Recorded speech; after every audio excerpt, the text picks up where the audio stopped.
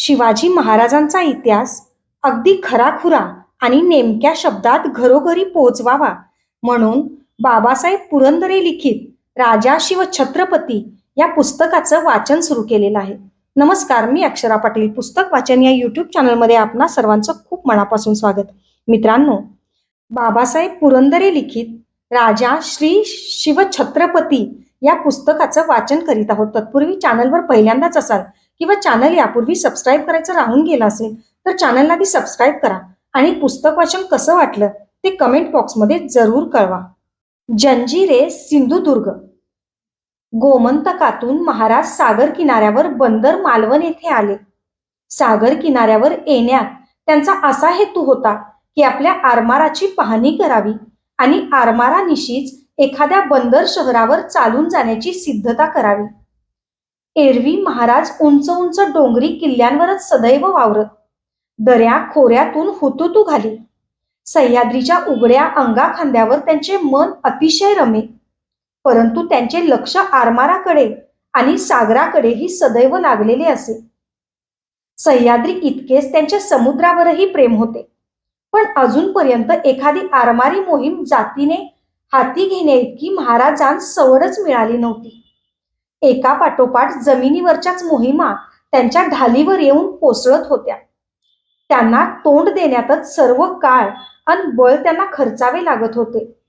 स्वराज्याच्या आरमारांचे सुकाणू त्यांनी दर्या सारंग आणि दौलत खान या दोघा अत्यंत तरबेज निष्ठावंत सरदारांच्या हाती दिले होते.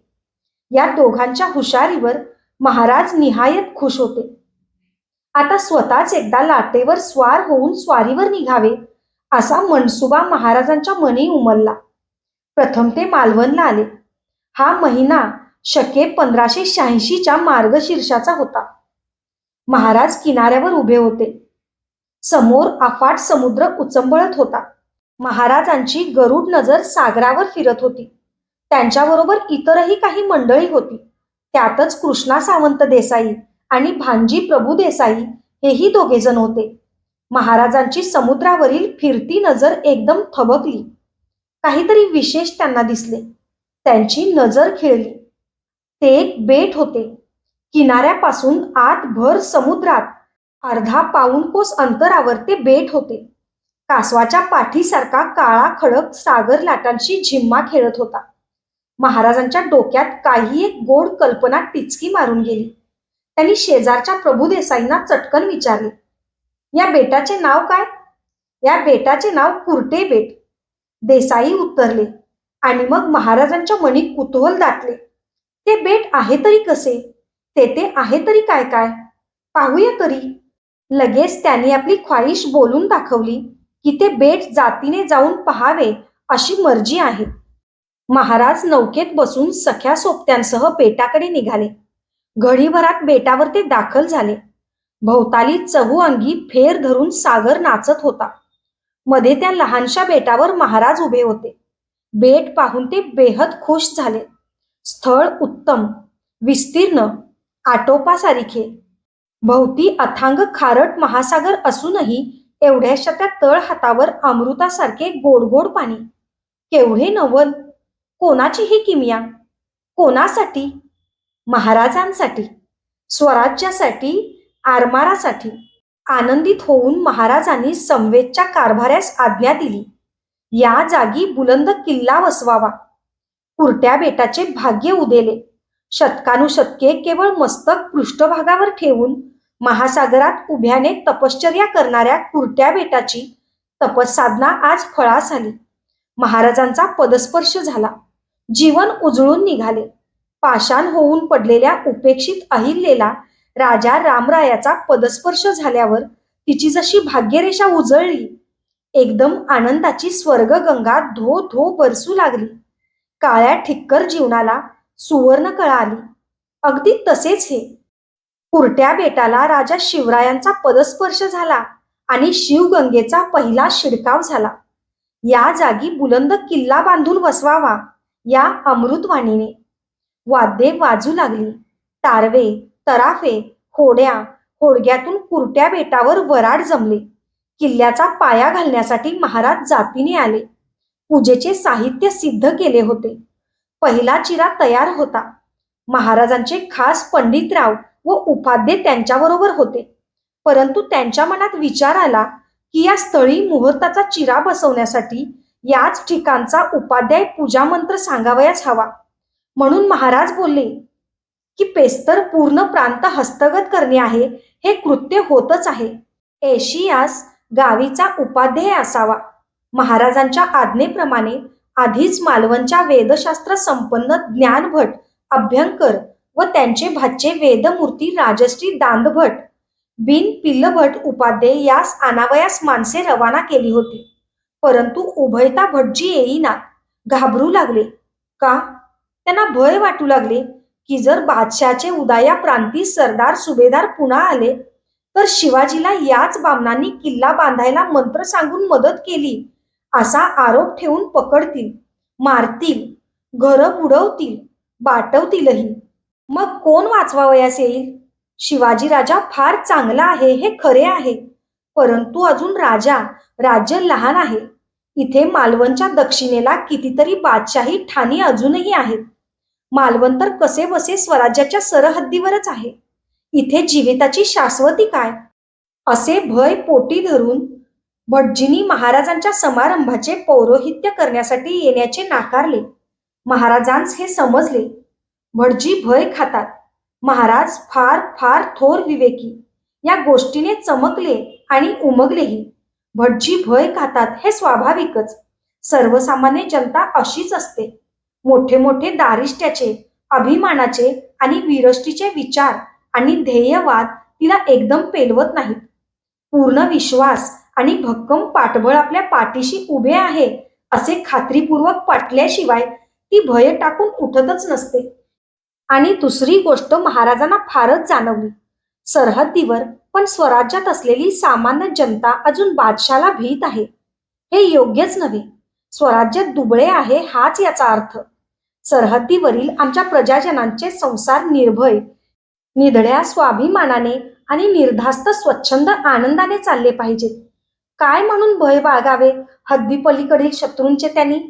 ज्या राज्याच्या सरहद्दीवरील लोकांचे जीणे असे लपत छपत, भीत भीत शत्रूच्या सासुरवासात चालते, त्या राज्याचे राज्यकर्ते दुबळे, नादान, भेकड, शंड आहेत म्हणून समजावे. प्रजेच्या अंतःकरणात आत्मविश्वास आणि ताटमानेचा निधडा स्वाभिमान निर्माण झाला नसेल, होतच नसेल, तर त्या राज्याचे आयुष्य धोक्यात आहे म्हणून समजावे. आमच्या स्वराज्याच्या सरहद्दीवरील माणसेच काय, पण जनावरेही निर्धास्त आनंदात असायला हवी. सरहद्दीच्या अगदी रेषेवर उगवलेले गवत अगदी निर्भय मनाने तेथपर्यंत जाऊन आमच्या स्वराज्यातील लहानशी वासरेही खाऊ शकली पाहिजेत. महाराजांनी स्वराज्याची सरहद्द आणि किनारा बळकट करण्यासाठीच तर हा नवा जलदुर्ग बांधायचा निश्चय केला होता. पण हा त्यांचा महान उपक्रम लोकांच्या कानामनापर्यंत पोहोचलेला नव्हता. आपल्याच संरक्षणासाठी, कल्याणासाठी राज्यकर्ते किती झटत आहेत हेही प्रजेला समजलेच पाहिजे. त्याशिवाय प्रजेत राज्यकर्त्यांबद्दलचा विश्वास वाढत नाही. म्हणून महाराजांनी त्या भटजींकडे निमंत्रणासाठी माणसे पाठविली व नुसत्या निमंत्रणावर जर भटजी येत नसतील तर त्यांना धरून आणण्यास फरमाविले. आणि खरोखरच शेवटी दोघा भटजींना महाराजांपुढे धरून आणून दाखल करण्यात आले.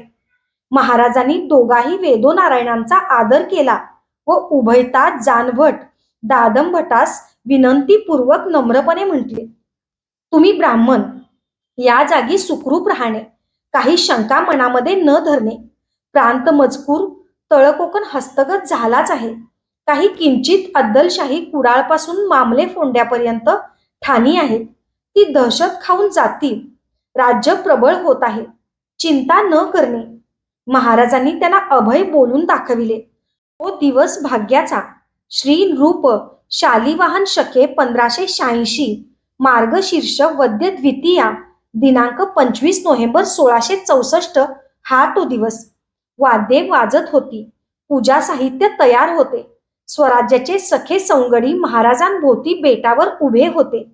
धर्मराजाचे थोर मनोगत जाणून उभयता वेदमूर्तींनी वेदमंत्र घोषास प्रारंभ केला. महाराज स्वतः भूमिपूजनास बसले. संकल्प सोडला.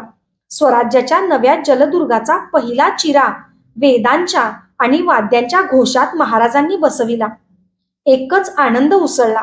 सागरही थैथै नाचत होता. महाराजांनी या नव्या जलदुर्गाचे नाव ठरविले सिंधुदुर्ग.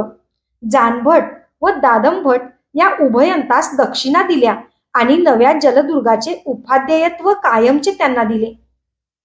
बेटावर पाथरवट, गवंडी, लोहार, कामाठी वगैरे कामगारांचा तळ पडला. शिसे वितळू लागले. शिसे ते हो कशा करिता? अहो, त्याचे असे आहे की किल्ल्याचे पायाच होते हनुमंताच्या वज्र देहासारखे दणकट बळकट हवे ना, मग ते चुन्यात बांधून कसे भागेल?